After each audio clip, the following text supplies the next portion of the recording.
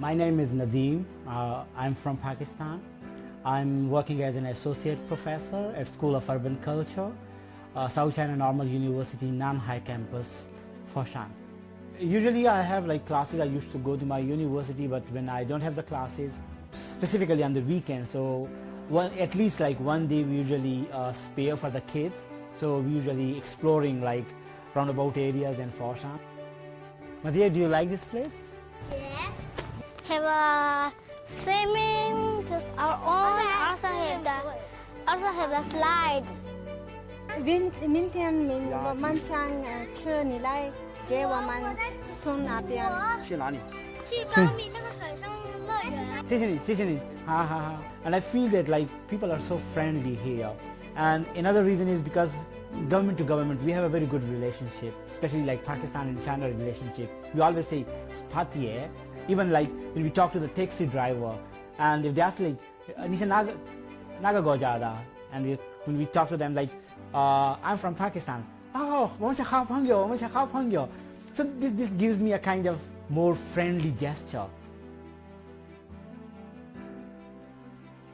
Wow, he is Mahat. I think this is very interesting because sometimes we are talking in various languages at home.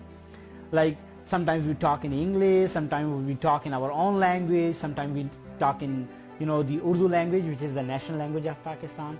But when my kids are playing together, they're talking in Chinese. You know how to speak Chinese? 会说吗？过来，我带你去玩。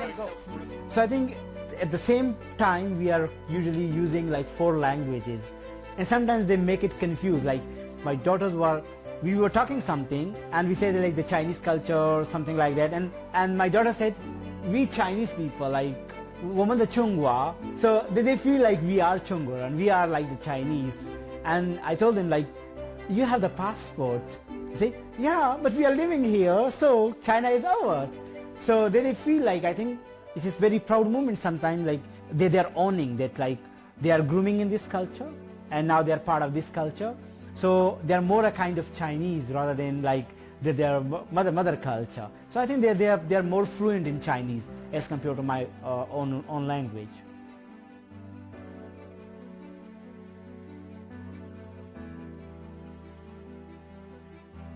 Do you know where is my university? No, here at the back.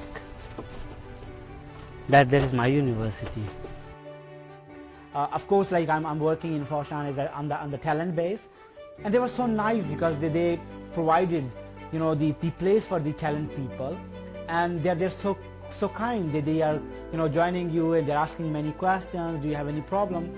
And even I like the place because they make a very good place for the foreigners there, and you just feel like, oh, you are in the best place here.